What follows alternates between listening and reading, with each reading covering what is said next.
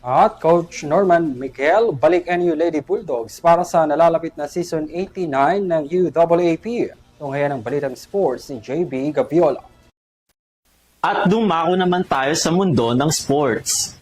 Makalipas ang mahigit 2 taon, balik sa NU Lady Bulldogs bilang head coach si Norman Miguel para sa Season 89 ng University Athletic Association of the Philippines o UAAP.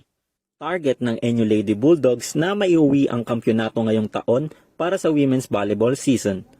Balik si Miguel para sa kanyang pang-apat na pagganap bilang head coach mula sa kanyang mga naunang pagtakbo noong UAAP Season 81 at 82.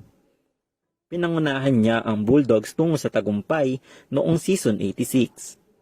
Nagibabaw ang Lady Bulldogs noong Season 86 nang walisin nila ang USA Golden Tigresses sa kampyonato, kung saan hinirang si Bella Belen bilang MVP at si Alyssa Solomon naman bilang Finals MVP.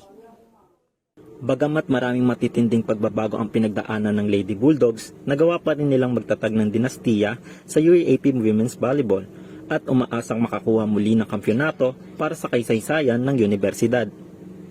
At iyan ang ating balitang sports. Muli ako si JB Gabiola